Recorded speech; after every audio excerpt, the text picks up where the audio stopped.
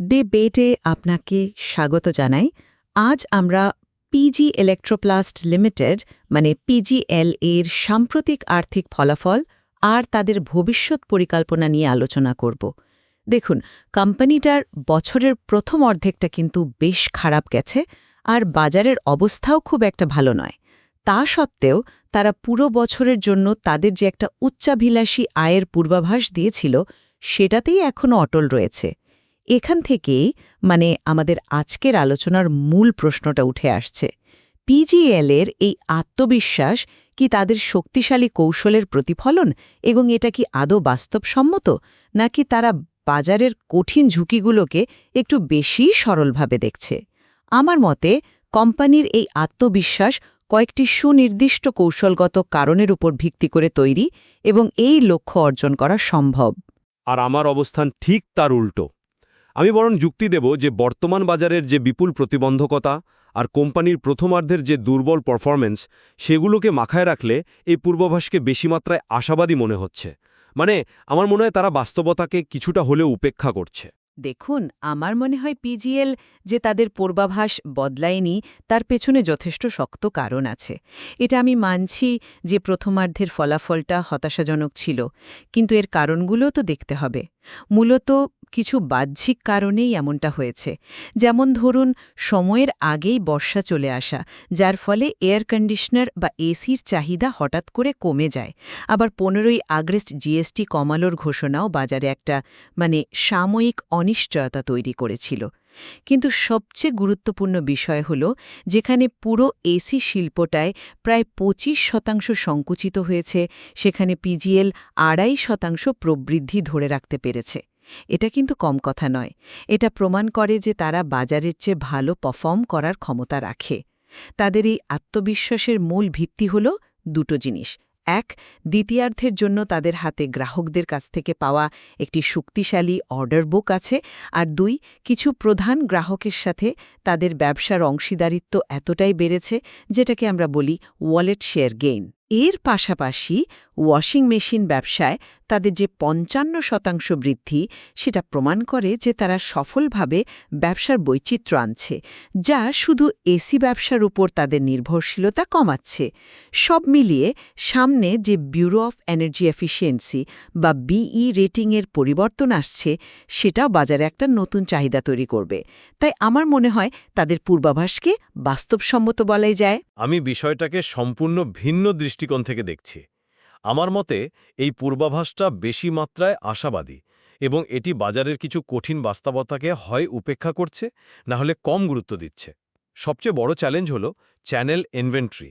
সোজা কথায় বলতে গেলে ডিলার আর ডিস্ট্রিবিউটরদের কাছে অবিক্রিত অবস্থায় পড়ে থাকা পণ্যের বিপুল মজুদ। বাজারে প্রায় 1.5 থেকে 2 মিলিয়ন 15 থেকে 20 লক্ষ এসি ইউনিট এভাবেই পড়ে আছে।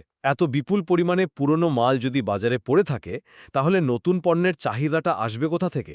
এটা তো নতুন বিক্রিকে প্রায় থামিয়ে দেবে। আর কোম্পানি নিজের তথ্যই আমার যুক্তিকে সমর্থন করছে।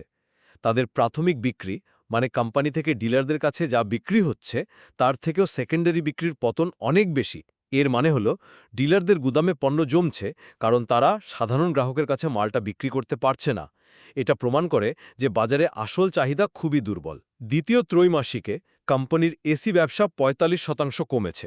এর সাথে যোগ করুন 8.4 কোটি টাকার বৈদেশিক মুদ্রা বিনিময় সংক্রান্ত ক্ষতি বা ফরেক্স লস, আর প্রথমার্ধ নেতিবাচক অপারেটিং ক্যাশ ফ্লো।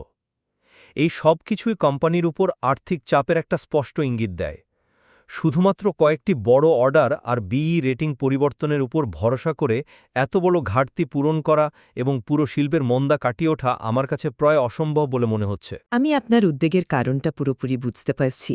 বাজারের ইনভেন্টরির সংখ্যাটা সত্যিই চমকে দেওয়ার মতো, কিন্তু আমার মনে হয় আপনি দ্বিতীয়ার্ধের জন্য গ্রাহকদের কাছ থেকে পাওয়া নিশ্চিত অর্ডারগুলোর গুরুত্বকে কিছুটা কম করে দেখছেন। ম্যানেজমেন্ট কিন্তু খুব স্পষ্টভাবে জানিয়েছে যে তাদের এই পূর্বাভাসটা নিশ্চক অনুমান নয়, বরং এটা বাস্তব এবং নিশ্চিত অর্ডারের উপর ভিত্তি করে তৈরি করা একটা পরিকল্পনা। যখন ভোল্টাস বা এলজির মতো বড় বড় ব্র্যান্ডগুলো তাদের সাথে কাজ করার প্রতিশ্রুতি দিচ্ছে এবং তাদের ওয়ালেট শেয়ার বাড়াচ্ছে, তার মানে হল পিজিইএল এর উৎপাদন এবং ডিজাইন ক্ষমতার উপর তাদের একটা আস্থা আছে। এটা তো তাদের ব্যবসায়িক মডেলের শক্তিরই প্রমাণ দেয়, তাই না? আস্থা থাকা এক জিনিস, আর বাজারের বাস্তবতা তো আরেক জিনিস। এই অর্ডারগুলো কি বাজারে জমে থাকা বিপুল পরিমাণ ইনভেন্টরির বাধাটা আদৌ অতিক্রম করতে পারবে? আপনি একজন ডিলারের কথা ভাবুন, যার গোদামে গত সিজনের এসি পড়ে আছে। সে কেন নতুন করে বড় অর্ডার দেবে? কোম্পানির ম্যানেজমেন্ট নিজেই তো স্বীকার করেছে যে তীব্র প্রতিযোগিতার কারণে পুরো ভ্যালু চেন, মানে উৎপাদক থেকে শুরু করে ডিলার পর্যন্ত সবাই এখন চাপের মধ্যে আছে। এর ফলে তো পণ্যের দামের ওপর এবং মার্জিনের ওপরও প্রবল চাপ বাড়বে। তাহলে শুধুমাত্র অর্ডারের প্রতিশ্রুতি দিয়ে কিভাবে এত বড় লক্ষ্য পূরণ করা সম্ভব? আমার প্রশ্নটা হলো, এই অর্ডারগুলো কি সত্যিই নতুন চাহিদার পরিচায়ক, নাকি ব্র্যান্ডগুলো শুধু নিজেদের প্রোডাকশন স্লটটা বুক করে রাখছে? আপনার প্রশ্নটা খুবই যৌক্তিক, আর এখানেই বি রেটিং পরিবর্তনের বিষয়টি গুরুত্বপূর্ণ হয়ে ওঠে। আপনি যে ইনভেন্টরির কথা বলছেন, সেই সমস্যার সমাধানের একটা বড় অনুঘটক হতে পারে এই রেটিং পরিবর্তন। দেখুন, যখনই কোনো পণ্যের এনার্জি রেটিং বদলানোর নিয়ম আসে, তখন একটা অদ্ভুত পরিস্থিতি তৈরি হয়। নতুন নিয়ম কার্যকর হওয়ার আগে ব্র্যান্ডগুলো চায় তাদের পুরনো রেটিংয়ের পণ্য দিয়ে বাজার বা চ্যানেল যতটা সম্ভব ভর্তি করে দিতে, কারণ সেগুলোর উৎপাদন খরচ কম থাকে। এটা হয়তো একটা কৃত্রিম চাহিদা তৈরি করে, কিন্তু পিজিএল এর মতো একজন কন্ট্রাক্ট ম্যানুফ্যাকচারারের জন্য এটা একটা শক্তিশালী এবং বাস্তব সুযোগ। আর সবচেয়ে বড় কথা, পিজিএল এর নিজের ইনভেন্টরি নিয়ে ঝুঁকি প্রায় নেই বললেই চলে। তাদের ম্যানেজমেন্ট জানিয়েছে যে তাদের কাছে থাকা কাঁচামালের প্রায় ৯৯.৯% নতুন রেটিংয়ের পণ্য তৈরিতেও ব্যবহার করা যাবে। তাই বাজারের পুরনো স্টক তাদের জন্য যতটা সমস্যা, তার চেয়ে বেশি সুযোগ তৈরি করতে পারে। আমি আপনার পয়েন্টটা বুঝলাম যে বি রেটিং পরিবর্তন একটা স্বল্পমেয়াদী সুযোগ তৈরি করতে পারে, কিন্তু আমার দুশ্চিন্তাটা অন্য জায়গায়। প্রথমত, 1.5 মিলিয়ন ইউনিটের ইনভেন্টরি কোনো ছোটখাটো বিষয় নয়। এটা একটা বিশাল সমস্যা। জিএসটি কমানোর পরেও যেহেতু গ্রাহক পর্যায়ে চাহিদা বাড়েনি, তাই এই স্টক স্বাভাবিকভাবে কমার সম্ভাবনা কম। দ্বিতীয়ত, আপনি যেটাকে কৃত্রিম চাহিদা বলছেন, সেটা চরিত্রটা বুঝতে হবে। এটা তো আসলে ভবিষ্যতের বিক্রিকে বর্তমানে টেনে নিয়ে আসা। ব্র্যান্ডগুলো যদি ডিলারদের ওপর জোর করে পুরনো স্টক চাপিয়ে দেয়, তাহলে পরের কয়েক মাস বা কোয়ার্টারে কি হবে? তখন তো চাহিদা আরও কমে যাবে। এটা কি সমস্যাটাকে সাময়িকভাবে আড়াল করে ভবিষ্যতের জন্য আরও বড় গর্ত তৈরি করার মতো নয়? ডিলাররা যদি সেই স্টক নিতে রাজি না হয়, তাদের গুদাম তো ইতিমধ্যেই ভর্তি। এই বিপুল মজুদ ক্লিয়ার না হওয়া পর্যন্ত নতুন উৎপাদন চক্র স্বাভাবিক হবে বলে আমার মনে হয় না। দেখুন, এসি ব্যবসার এই চ্যালেঞ্জগুলো অস্বীকার করার কোনো উপায় নেই। এটা একটা চক্রাকার ব্যবসা, এবং বাজারের এই ওঠানামা থাকবেই। কিন্তু ঠিক এই কারণেই কোম্পানির ব্যবসার বৈচিত্র্য বা ডাইভার্সিফিকেশন এতটা গুরুত্বপূর্ণ হয়ে ওঠে। ওয়াশিং মেশিন ব্যবসায় যে ৫৫% বৃদ্ধি হয়েছে, সেটাকে ছোট করে দেখার কোনো সুযোগ নেই। এটা প্রমাণ করে যে পিজিইএল শুধুমাত্র এসির উপর নির্ভরশীল একটি কোম্পানি নয়। তারা সফলভাবে অন্যান্য ক্ষেত্রেও নিজেদের প্রসারিত করছে, এবং সেই ব্যবসাগুলো দ্রুত গতিতে বাড়ছে। এই বৈচিত্র্য তাদের ঝুঁকি কমাতে সাহায্য করবে, এবং এসি ব্যবসার যে কোনো সাময়িক দুর্বলতাকে কিছুটা হলেও পূরণ করার ক্ষমতা রাখে। এটাই তো একটা বুদ্ধিমান ব্যবস্থাপনার লক্ষণ। ওয়াশিং মেশিনের বৃদ্ধি অবশ্যই ইতিবাচক, এবং এর জন্য ম্যানেজমেন্ট প্রশংসার যোগ্য। কিন্তু আমাদের প্রেক্ষাপটটা বুঝতে হবে। এটা এখনও কোম্পানির মোট ব্যবসার একটা তুলনামূলকভাবে ছোট অংশ। যেমন দ্বিতীয় ত্রৈমাসিকে এর অবদান ছিল ১৮০ কোটি টাকা। অন্যদিকে শুধুমাত্র এসি ব্যবসাতেই যে পতন হয়েছে, তার আর্থিক প্রভাব এর চেয়ে অনেক বেশি। একটা ছোট অংশের ভালো পারফরমেন্স দিয়ে মূল ব্যবসার বিশাল দুর্বলতাকে সম্পূর্ণভাবে ঢেকে দেওয়া সম্ভব নয়, বিশেষ করে যখন সেই মূল ব্যবসাটি পুরো শিল্পের মন্দার কারণে এতটা চাপের মধ্যে রয়েছে। এটাকে একটা বড় জাহাজের ছোট লাইফ বোটের সাথে তুলনা করা যেতে পারে। লাইফ বোটটা খুব ভালো হতে পারে, কিন্তু জাহাজটা যদি ডুবে যেতে থাকে, তাহলে শুধু লাইফ বোট দিয়ে কতক্ষণ বেঁচে থাকা যাবে? কিন্তু এই ছোট অংশটিই কি ভবিষ্যতের বড় প্রবৃদ্ধির উৎস হতে পারে না?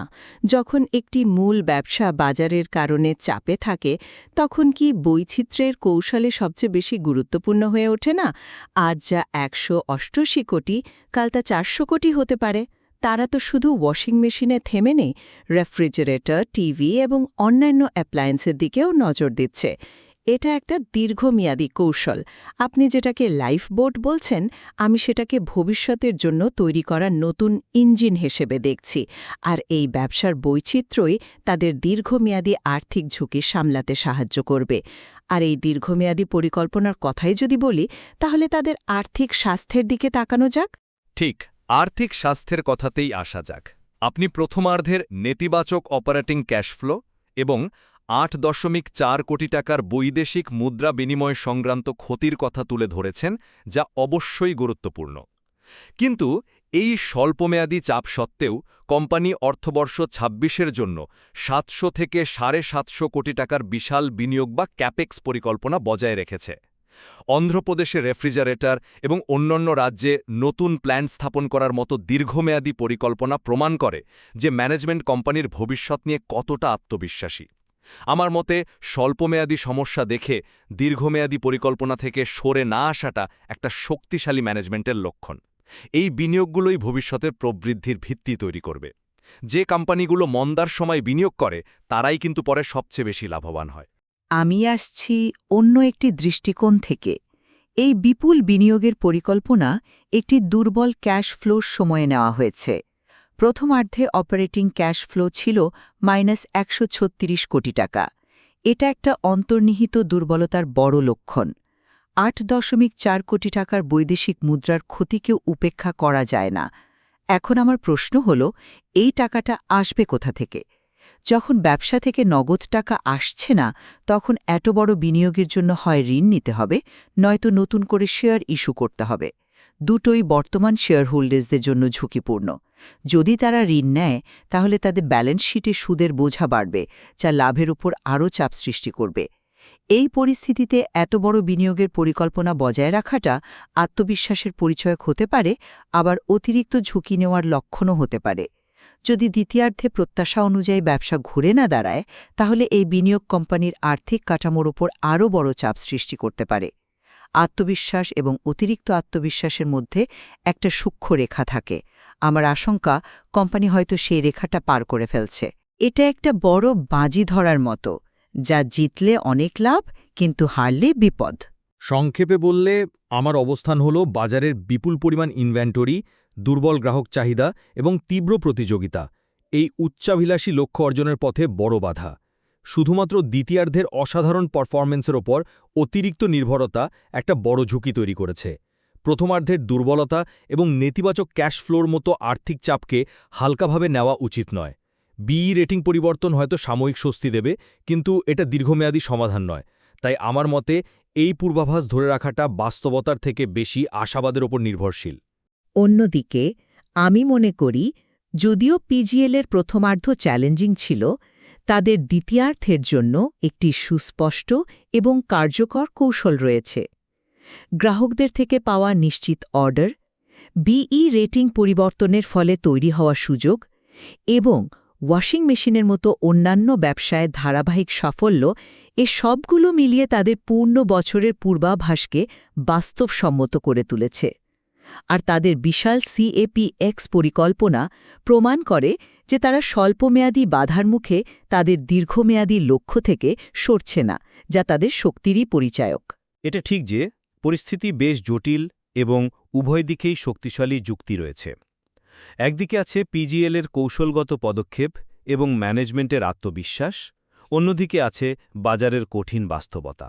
একদম শেষ পর্যন্ত পিজিএলের দ্বিতীয়ার্ধের ফলাফলই বলে দেবে তাদের কৌশল এবং আত্মবিশ্বাস কতটা সঠিক ছিল। এই উপাত্তগুলো থেকে বিষয়টি নিয়ে আরও গভীর বিশ্লেষণের সুযোগ অবশ্যই রয়েছে এবং আমরা ভবিষ্যতে আবার এই বিষয়টি নিয়ে আলোচনা করতে পারি।